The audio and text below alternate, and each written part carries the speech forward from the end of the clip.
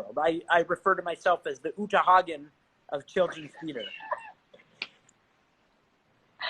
Uta Hagen of children's theater. Oh, but I can see that. I can see because you have such energy and just such a youthfulness to you. And they're the best audience. I traveled all across Canada and the United States doing the Doodle Box, and Strawberry Shortcake as well.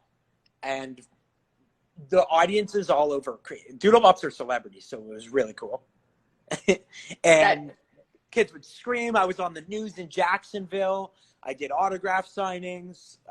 It was really cool. But Mo Doodlebob is a lefty. So in order to do this role, I had to learn how to sign Mo Doodlebob's signature with my left hand. It's hard. Because they're like, kids will notice that you're using your left hand, not your right, to give an autograph. Sorry, that you're using your right, not your left. So I had to learn the signature with my left hand. Very intense. I had to learn everything about Mo. His favorite color is yellow. He likes being loud. He plays the drums. Yeah. Mo Doodlebob. Kids notice. I love it's so true though. I remember back in the day of Disney princessing, and they noticed the eye colors. So the person that I was working for was very insistent on the colored contacts. I'm like, well, because everything else is totally real. Yes, I'm from Arendelle. That I just came in driving in a car from Arendelle. I'm gonna go stay with my cousin Ariel. Yeah, exactly. Kids are funny, but they're the best audience. The Doodle Bops was probably the best experience I've had in theater. I got to see all of the United States pretty much. Really cool. Got to see all of Canada. I went to every province except the territories, and we didn't go to Newfoundland. But we went everywhere else. Beautiful. Okay. Well, you were missing out. Should have gone to We started in Winnipeg, moved west to BC, south to LA, east to Florida, north through all the states, back to Toronto, and then to the East Coast. It was very cool. A lot of fun. Yeah, it was a lot of fun. So we made a lot of money. Like a bus? Did you fly there? How did it? We took bus. We had two big vans, and we stayed in really nice hotels. We had per diems. All the theaters in the States cater lunch, which was awesome. Yeah, basically it was the best thing. The paycheck was great. And on top of that, they pretty much pay for all your food. So you're not spending anything. That's awesome. You're put up in great hotels, and you're doing what you love, and you're on stage every day for the best audience.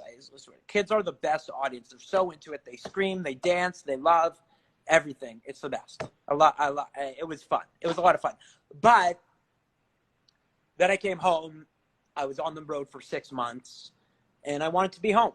And I always saw myself as having a wife and having kids, and it was going to be impossible traveling like that. So I decided, you know what, I'm going to try to do this in Toronto. So then I was doing theater in Toronto, and it was fine. But then I was getting frustrated. Then I decided I was watching the Raptor game with Maggie, and everything I said, Leo Routens, the Raptors play-by-play guy, would just say the exact same thing I was saying right after me. It was constant. And Maggie's like, you should try to do sports broadcasting. That night I applied to the College of Sports Media, went to the College of Sports Media, graduated, worked at TSN for 1.5 years, absolutely hated it, left the business, and joined the trophy business. That's the synopsis? Every time I'm like, because I always forget that you didn't like it. So I'm always in there with you. I'm like, oh yes, you didn't like it. You moved on. But at least you tried. I love that. Yeah, exactly. Why not, right? I would have loved to be on air.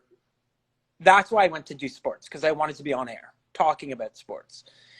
And like theater, the grind is real. You have to move from place to place to place to place, small town to small town, doing local news and working your way up to get back to Toronto. If I was 20 when I graduated sports media college, I would have tried. But I was 30 and I was getting married, and I didn't want to go move to Peterborough for a year or move to what's the place everyone goes? Oh, my buddy Shane Pasquino. Shane writes in here right now. He would be able to tell me what I can't remember what it's called. they all go to this small town. They do the news there for a year, and then they move on and work their way up. But I didn't want to do that. So I worked at TSN for a year, and then I came here. I love it here, though. And now I get to do theater again, which is the best. That's the best part of it all. When I was at TSN, my hours were crazy. I was working 6 p.m. till 2 in the morning. 7 Thunder Bay. Thunder Bay, yeah, that's the one. Thanks, Shani. Thanks, buddy. The hours were nuts. I was not able to do community theater because my schedule was decided every week. I came here, have a regular schedule, could do community theater, went back, got to do The Addams Family, and you know, then COVID happened. But I'll be back. Theater will be back, and I will be back. Yeah. It's exciting.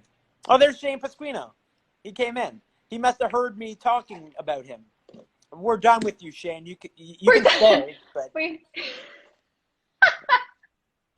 There's no context, and Shane just comes in and does not feel the love, and I get that.